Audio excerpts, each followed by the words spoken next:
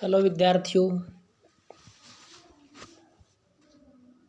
मैं Suresh Jangid Rajasthan senior secondary school Shri Krishna Nagar की online कक्षा में आपका हार्दिक अभिनंदन करता हूं और आशा करता हूं कि आप घर पर रहते हुए सुरक्षित होंगे। इस कोरोना के संकटकालीन समय में जो आप शिक्षा से आपकी जो दूरियां हुई हैं उनको ध्यान में रखते हुए शिक्षण संस्थान ने आप तक कुछ शिक्षण बिंदु पहुंचाने की कोशिश की है। इसी कोशिश में आज हम कक्षा 10 का पाठ 6 केंद्र सरकार का अध्ययन करेंगे। जहाँ तक मैं समझता हूँ कि आप को बताई गई बातों में से कुछ समझने की आप कोशिश करेंगे। फिलहाल यही विकल्प है जिसको हम पहुंचाने की कोशिश कर रहे हैं। तो केंद्र सरकार में अपना पहला टॉपिक होगा राष्ट्रपति का। अब राष्ट्रपति के बारे में हम पढ़ेंगे कि राष्ट्रपति क्या होता है, भारत में राष्ट्रपति की स्थिति क्या है, राष्ट्रपति का चुनाव कैसे किया जाता है, राष्ट्रपति के पास कौन सी शक्तियां हैं, राष्ट्रपति उन शक्तियों का किस प्रकार से इस्तेमाल करता है, उन सब बातों का अध्ययन हम करेंगे। तो सबसे पहले आता है कि राष्ट्रपति क्या है। तो देखो, अनुच्छेद 52 के अनुसार भारतीय संविधान में प्रावधान किया गया है कि भारत का एक राष्ट्रपति होगा। अनुच्छेद 53 के अनुसार संघ की कार्यपालिका शक्ति राष्ट्रपति में निहित होगी। संघ की कार्यपालिका शक्ति राष्ट्रपति में निहित होगी।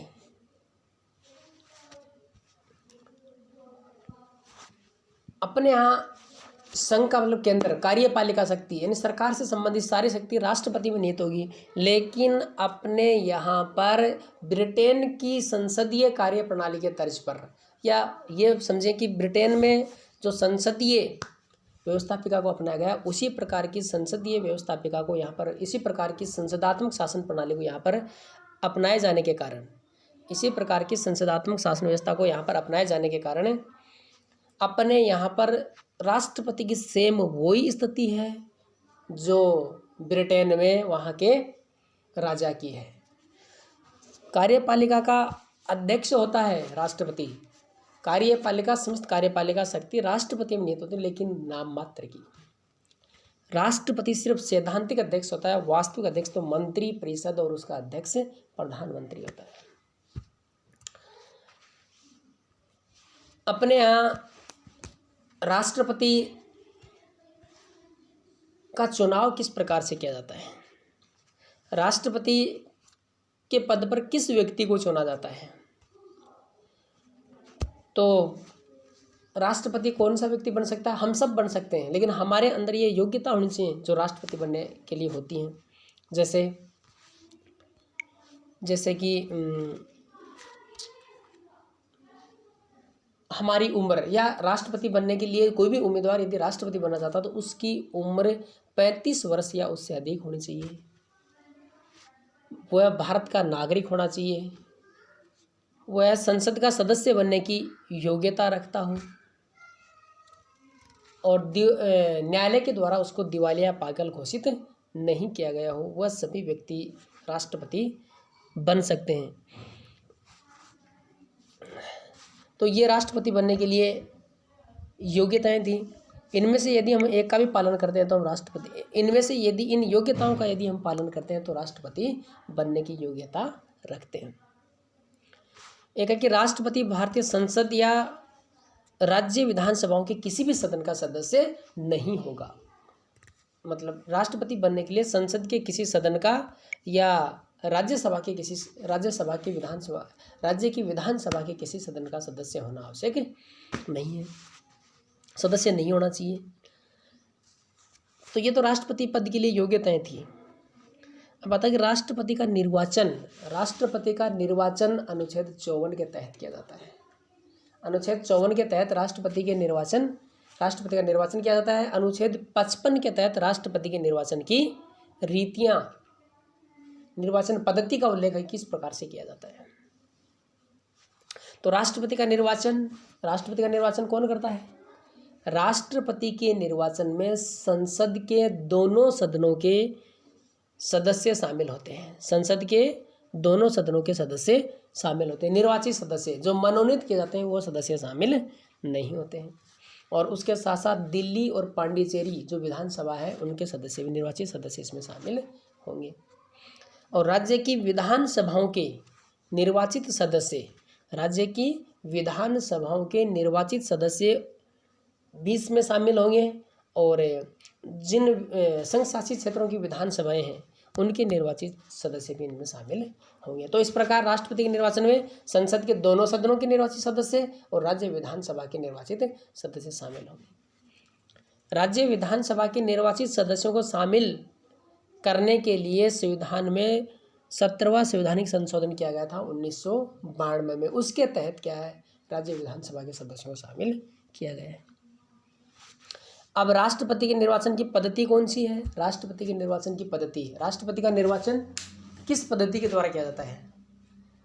तो अपने यहाँ पर चुनाव की 2 पद्धति प्रचलित है। एक तो है सर्वाधिक मत से जीत वाली प्रणाली और दूसरी है समानुपातिक प्रतिनिधित्व वाली प्रणाली। तो अपने यहाँ भारत देश में राज्यसभा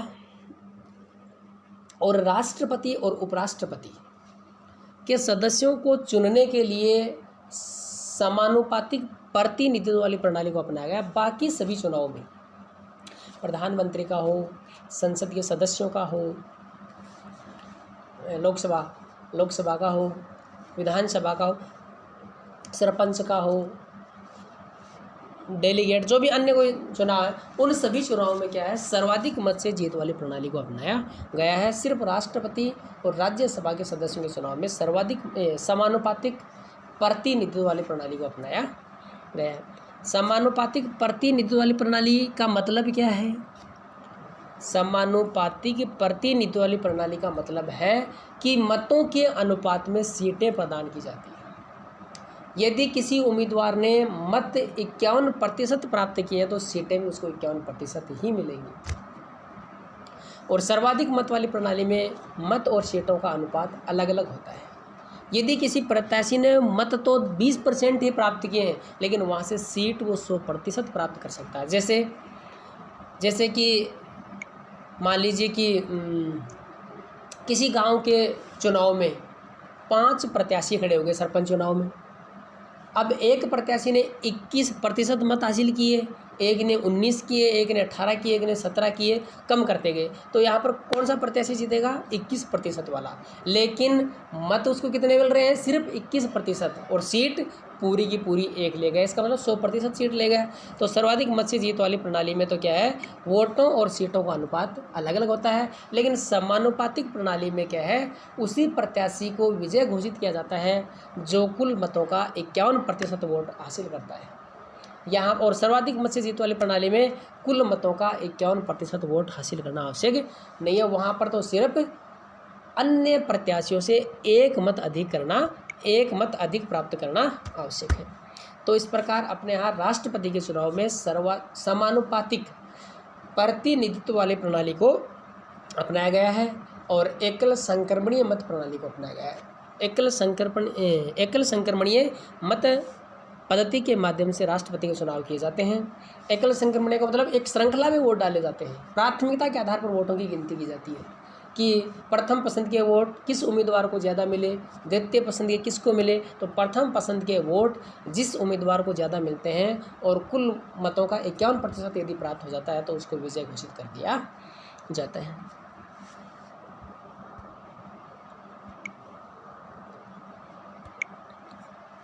अब न्यूनतम कोटा राष्ट्रपति के चुनाव में सफलता प्राप्त करने के लिए सफलता प्राप्त करने वाले उम्मीदवार को न्यूनतम कोटा प्राप्त करना आवश्यक होता है। न्यूनतम कोटा यानी कुल मतों का न्यूनतम कोटा होता है, वो प्राप्त करना आवश्यक होता है, उसी को विजय घोषित किया जाता है। तो न्यूनतम कोटा प्राप्त करने का सूत्र इंपॉर्टेंट है जी। न्यूनतम कोटा प्राप्त करने का सूत्र इंपॉर्टेंट है, याद रखना, कभी भी 1 नंबर का बीच से पूछा जा सकता है।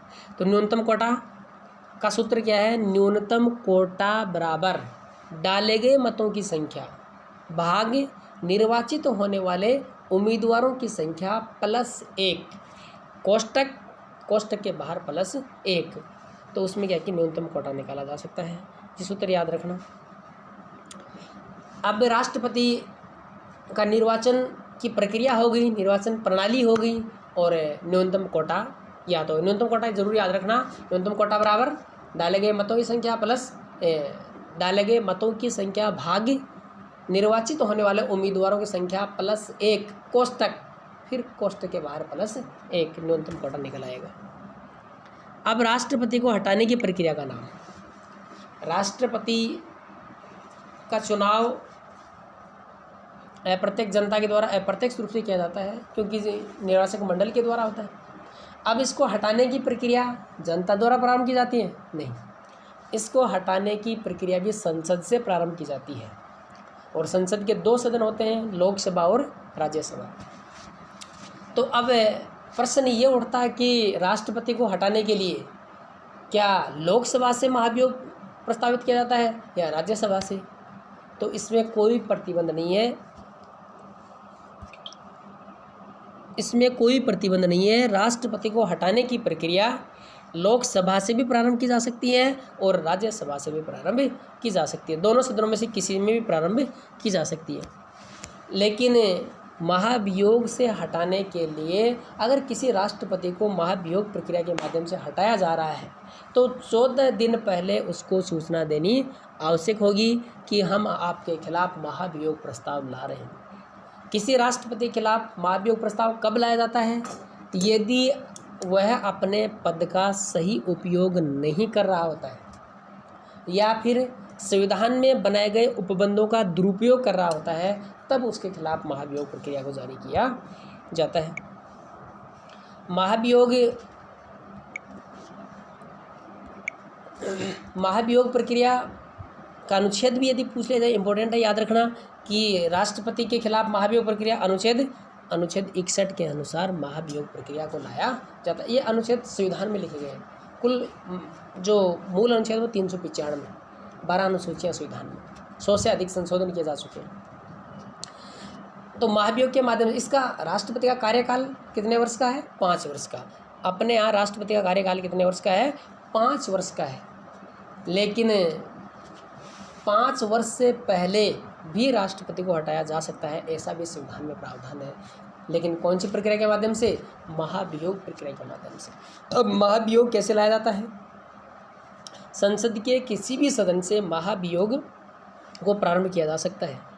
मान लीजिए कि लोकसभा से किया जा रहा है, तो लोकसभा से यदि महाभियोग को प्रारंभ किया जा रहा है तो लोकसभा में जितने सदस्य हैं उन सदस्यों के 1/4 सदस्यों का, 1/4 सदस्यों का क्या है, उस प्रक्रिया पर हस्ताक्षर होना आवश्यक है। और फिर उस सदन से यदि महाभियोग को सदन के कुल सदस्यों के 2/3 सदस्यों की हस्ताक्षर हो जाते हैं। यदि महाभियोग प्रस्ताव पर लोकसभा से यदि प्रारंभ करें तो लोकसभा के सदस्यों का यदि 2/3 सदस्यों का हस्ताक्षर हो जाते हैं तो उस सदन से महाभियोग पारित हुआ मान लिया जाता है। फिर उस महाभियोग प्रक्रिया को दूसरे सदन में भेज दिया जाता है। उसमें भी यदि 2/3 बहुमत उसको मिल जाता है, महाभियोग प्रस्ताव को यदि 2/3 बहुमत मिल जाता है तो दोनों सदनों से महाभियोग प्रस्ताव पारित हो जाने के बाद राष्ट्रपति को अपने पद से हटना ही पड़ता है। तो इस प्रकार महाभियोग के माध्यम से राष्ट्रपति को अपने पद से हटाया जा सकता है।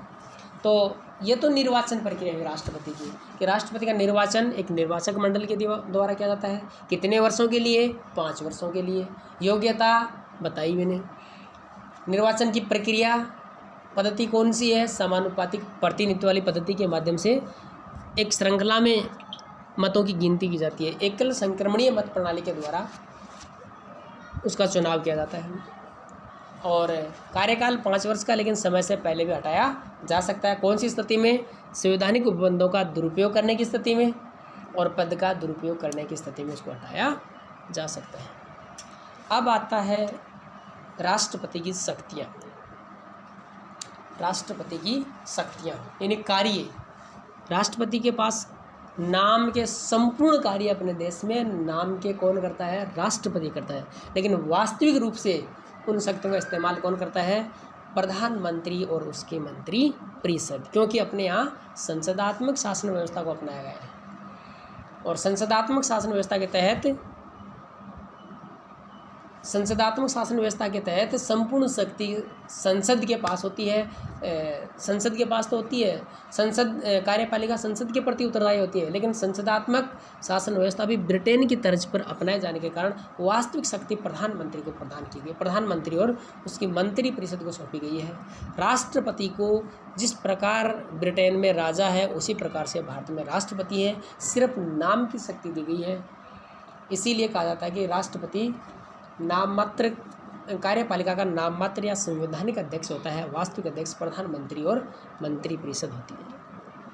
जैसे कि उदाहरण के तौर पर समझा जाए कि मान लीजिए कि संसद के किसी भी सदन के द्वारा या संसद के दोनों सदनों के द्वारा कोई प्रस्ताव पारित करके राष्ट्रपति के पास भेजा जाता है, तो राष्ट्रपति उस प्रस्ताव को संशोधन हेतु संसद के पास दोबारा भेज सकता है। लेकिन यदि उसी प्रस्ताव को संसद के द्वारा बिना संशोधन किए वापस राष्ट्रपति के पास भेज दिया जाए तो राष्ट्रपति को उस पर हस्ताक्षर करने ही पड़ेंगे। तो इस प्रकार राष्ट्रपति अपने देश में क्या है? संवैधानिक प्रधान की स्थिति है।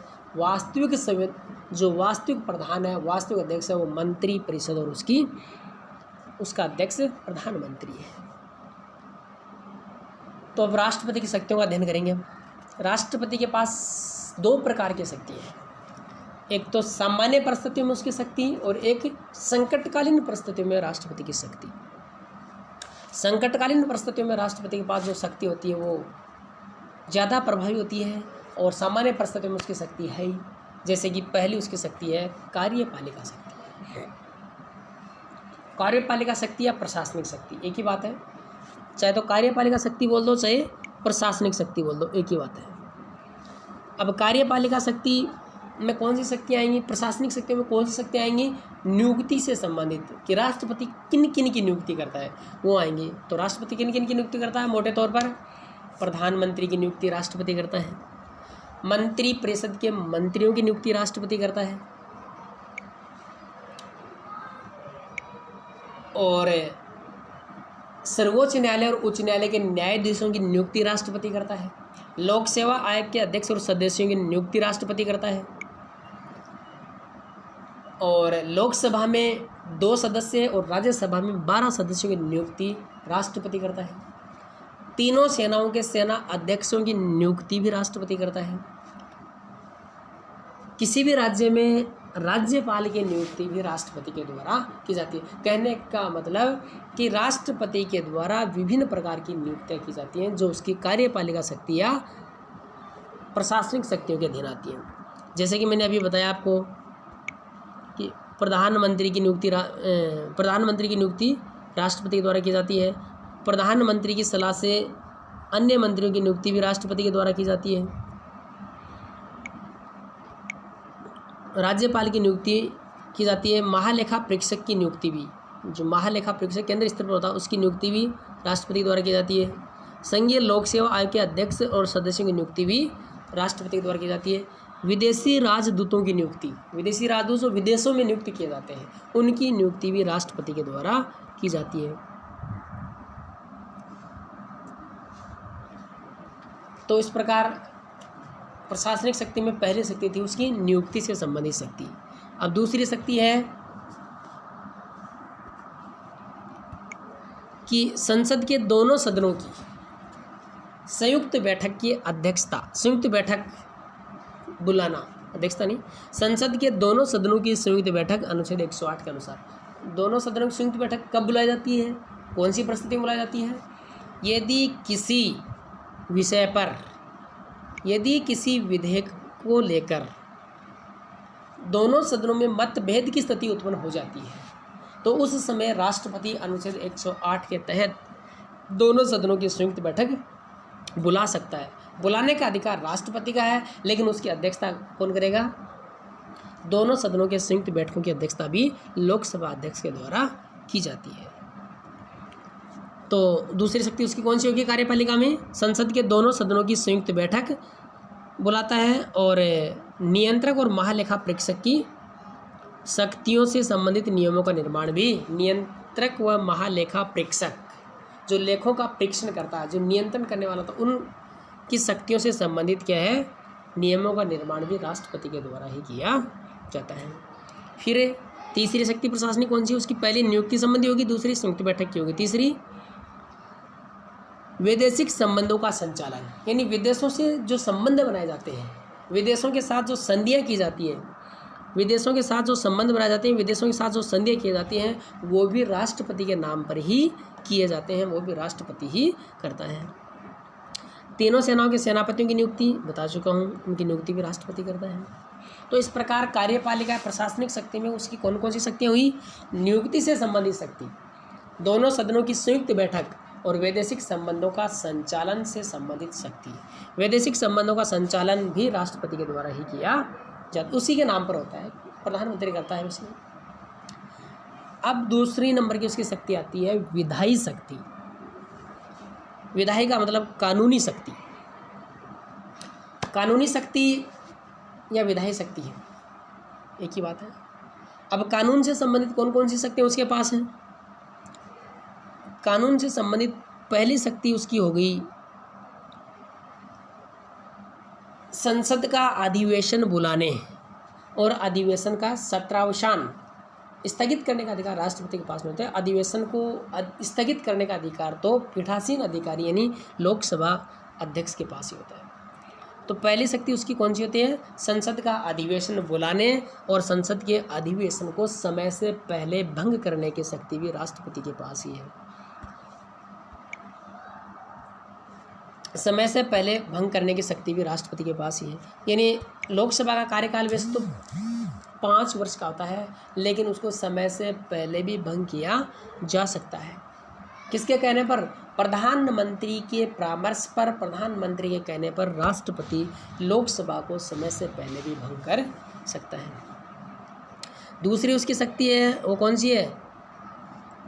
दूसरी उसकी शक्ति है वो है राष्ट्रपति राज्यसभा में 12 सदस्य और लोकसभा में 2 सदस्यों की नियुक्ति करता है। नियुक्ति से संबंधित शक्ति हम कार्यपालिका शक्ति में कर सकते हैं। मैंने बता दिया कि नियुक्ति यहाँ पर भी लोकसभा और राज्यसभा के सदस्यों की नियुक्ति करता है। तो नियुक्ति से संबंधित जितनी भी शक्तियाँ वो कार्यपालिका शक्ति में हम कर सकते हैं। विधायी शक्ति का मतलब है कि मेन जो शक्ति विधायी शक्ति में वो है कि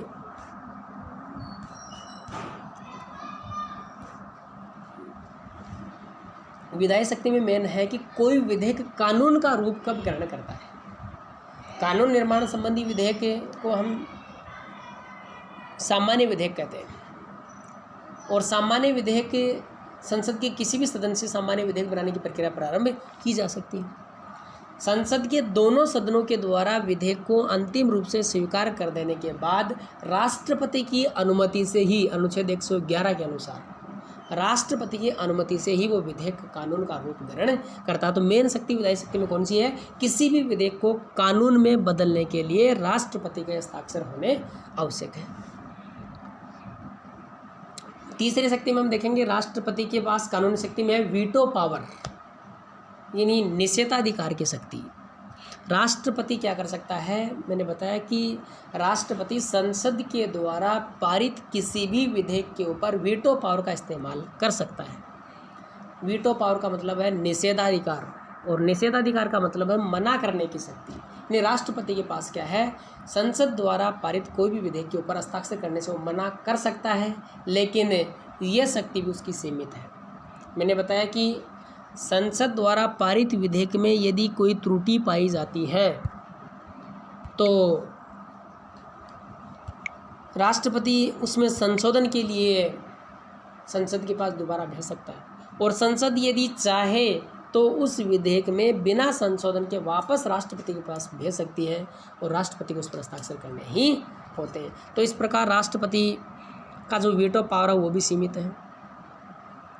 एक इम्पोर्टेंट शक्ति विधायी शक्ति में कौन सी है? अध्यादेश जारी करने की शक्ति।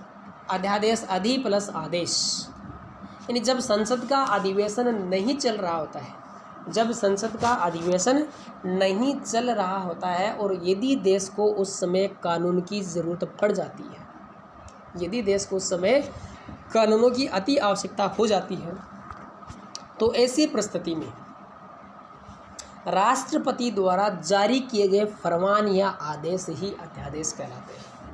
तो अध्यादेश जारी करने की शक्ति किसके पास? राष्ट्रपति के पास, अनुच्छेद 123 के अनुसार। यानी अध्यादेश इंपॉर्टेंट क्वेश्चन है, पूछा जा सकता है बीच में कहीं पर भी। अध्यादेश क्या है? अधि प्लस आदेश, राष्ट्रपति के द्वारा जारी किए गए आदेश ही अध्यादेश कहलाते हैं। किन परिस्थितियों में जारी करता है? जब संसद का अधिवेशन नहीं चल रहा होता है और देश को कानूनों की अति आवश्यकता होती है, तो उस समय राष्ट्रपति के द्वारा जारी किए गए आदेश ही अध्यादेश कहलाते हैं। और ये अध्यादेश संसद के अधिवेशन प्रारंभ होने के 6 सप्ताह बाद अपने आप समाप्त समझे जाते हैं। 6 सप्ताह बाद अपने आप समाप्त समझ जाते हैं और संसद चाहे तो पहले भी इनको समाप्त कर सकती है। तो इस प्रकार विधायी शक्तियों में कौन कौन सी शक्ति हुई? विधायी शक्तियों में प्रमुख शक्ति हुई, एक तो किसी भी विधेयक को कानून में बदलने के लिए राष्ट्रपति के हस्ताक्षर की आवश्यकता हो। दूसरी शक्ति हुई, लोकसभा या संसद का अधिवेशन कभी भी बुलाया जा सकता है और लोकसभा को कभी भी भंग किया जा सकता है प्रधानमंत्री कहने पर। तीसरी शक्ति कौन सी हुई? तीसरी शक्ति हुई अपनी वीटो पावर की, किसी भी विधेयक पर वीटो पावर का इस्तेमाल कर सकता है। चौथी शक्ति कौन सी हुई? चौथी शक्ति हुई कि संसद का अधिवेशन नहीं चल रहा है तो उस समय कानूनों की ज़रूरत होने पर राष्ट्रपति क्या जारी करेगा? अध्यादेश। तो चौथी शक्ति हुई अध्यादेश जारी करने की शक्ति। तो इस प्रकार राष्ट्रपति के पास अनेक विधायी शक्तियाँ, कानूनी शक्तियाँ हैं, लेकिन वो नाम मात्र की हैं। संसद के अधिवेशन के प्रारंभ में, संसद के अधिवेशन के प्रारंभ में दोनों सदनों की संयुक्त बैठकों में सर्वप्रथम भाषण राष्ट्रपति देता है। यानी सत्र प्रारंभ होने से पहले, संसद का सत्र प्रारंभ होने से पहले दोनों सदनों की जो संयुक्त बैठक होती है उसमें अभिभाषण या भाषण देने का कार्य भी राष्ट्रपति का ही होता है। तो ये होगी उसकी विधायी शक्ति। अब आता है राष्ट्रपति की वित्तीय शक्ति। वित्तीय शक्ति यानी वित्त विधेयक है, मेन ये है कि वित्त विधेयक, कोई भी विधेयक हो, राष्ट्रपति के हस्ताक्षर बिना वो विधेयक कानून में नहीं बदल सकता। तो वित्त विधेयक है वो प्रमुख रूप से वित्त विधेयक को पारित करने से पहले, वित्त विधेयक को प्रस्तावित करने से पहले वित्त विधेयक को प्रस्तावित करने से पहले राष्ट्रपति की पूर्व अनुमति आवश्यक होती है। राष्ट्रपति की अनुमति के बिना वित्त विधेयक को संसद के समक्ष नहीं रखवाया जा सकता है। संसद के समक्ष रखवाने के लिए भी राष्ट्रपति की प्रतिवर्ष जो बजट पारित किया जाता है, प्रतिवर्ष संसद के द्वारा जो बजट पारित किया जाता है वो बजट पारित करने का काम भी किसका है? या संसद के समक्ष बजट को रखवाने का काम भी राष्ट्रपति का है। तो वित्त विधेयक के संबंध में उसकी मेन शक्ति कौन सी हुई कि वित्त विधेयक को प्रारंभ करने से पहले राष्ट्रपति की अनुमति अति आवश्यक होती है। यानी वित्त विधेयक पर राष्ट्रपति की पूर्व अनुमति आवश्यक होती है। सामान्य विधेयक पर बाद में ली जा सकती है, लेकिन वित्त विधेयक पर राष्ट्रपति की पूर्व अनुमति आवश्यक होती है और संसद के समक्ष बजट रखवाने का काम भी राष्ट्रपति ही करता है। ये वित्तीय शक्ति हुई। न्यायिक शक्ति, न्यायिक शक्ति यानी राष्ट्रपति के पास ये विशेष अधिकार होता है। राष्ट्रपति के पास ये क्या है? विशेष अधिकार होता है कि कई बार हम अपील करते हैं, हाई कोर्ट में अपील करते हैं, हाई कोर्ट के निर्णय की सुप्रीम कोर्ट में अपील करते हैं और सुप्रीम कोर्ट के द्वारा दिया गया निर्णय अटल होता है। सुप्रीम कोर्ट ने मान लीजिए किसी को मृत्युदंड की सज़ा दे दी, तो अंतिम अपील न्यायालय है, सर्वोच्च न्यायालय अंतिम अपील न्यायालय है, उसके निर्णय की कहीं पर भी अपील नहीं की जा सकती। लेकिन एक अपने पास बचने का एक उपाय वो राष्ट्रपति है। राष्ट्रपति की इसी शक्ति को न्यायिक शक्ति कहते हैं कि राष्ट्रपति के पास हम दया याचिका प्रस्तुत कर सकते हैं कि मृत्युदंड दे दिया गया तो राष्ट्रपति के पास दया याचिका लगाई जा सकती है और राष्ट्रपति चाहे तो उस मृत्युदंड को उम्र कैद में बदल सकता है। राष्ट्रपति चाहे तो उस मृत्युदंड को उम्र कैद में बदल सकता है और सुप्रीम कोर्ट या सर्वोच्च न्यायालय के द्वारा दिए गए निर्णय को कुछ समय के लिए स्थगित कर सकता है, कि दंड को कुछ समय के लिए स्थगित कर सकता है। राष्ट्रपति के पास क्षमादान की, सज़ा को कम करने की, राष्ट्रपति चाहे तो उसे क्षमा प्रदान कर सकता है। अगर प्रकरण राष्ट्रपति को समझ में आए, राष्ट्रपति के पास दया याचिका लगाई गई है, तो राष्ट्रपति किसी अपराधी को क्षमा कर सकता है। क्षमादान की शक्ति उसके पास होती है। सज़ा को कम कर सकता है, उम्र कैद को, मृत्युदंड को उम्र कैद में बदल सकता है। फांसी की सज़ा किसी को सुना दी गई, उसको उम्र कैद में बदल सकता है। और दंड को कुछ समय के लिए स्थगित कर सकता है। ऐसी शक्ति राष्ट्रपति के पास है, जिसको न्यायिक शक्ति कहते हैं। अनुच्छेद 72 के तहत राष्ट्रपति को इस प्रकार की शक्ति प्रदान की गई है। तो ये राष्ट्रपति की न्यायिक शक्ति हुई कि मृत्युदंड को उम्र कैद में बदल सकता है, दंड को कुछ समय के लिए स्थगित कर सकता है, सज़ा को कम कर सकता है, क्षमादान भी प्रदान कर सकता है। ऐसी शक्तियाँ राष्ट्रपति के पास हैं, जिसको न्यायिक शक्ति कहते हैं। और अनुच्छेद संविधान के अनुच्छेद 72 के तहत राष्ट्रपति को इस प्रकार की शक्ति प्रदान की गई है। तो ये हुई राष्ट्रपति की न्यायिक शक्ति। तो इस प्रकार सामान्य शक्तियों में, राष्ट्रपति की सामान्य शक्तियों में कार्यपालिका संबंधी शक्ति, जिसमें हमने देख लिया नियुक्ति से संबंधित शक्तियाँ आएंगी। प्रशासनिक या कार्यपालिका शक्ति में नियुक्ति से संबंधित शक्तियाँ आएंगी। और कौन कौन सी शक्तियाँ थी? नियुक्ति से संबंधित शक्तियाँ थी, और दोनों सदनों की संयुक्त बैठक से संबंधित शक्तियाँ थी, वैदेशिक संबंधों का संचालन से संबंधित शक्तियाँ थी। और विधायी शक्तियों में किसी विधेयक को कानून में बदलने के लिए राष्ट्रपति की अनुमति आवश्यक होगी। लोकसभा या संसद का अधिवेशन कभी भी बुलाया जा सकता है, कभी भी लोकसभा को भंग कर सकता है, यह शक्ति विधायी शक्ति में होगी। अध्यादेश जारी करने की शक्ति, वीटो पावर इस्तेमाल करने की शक्ति। वित्तीय शक्ति में पूर्वानुमति वित्त विधेयक के लिए।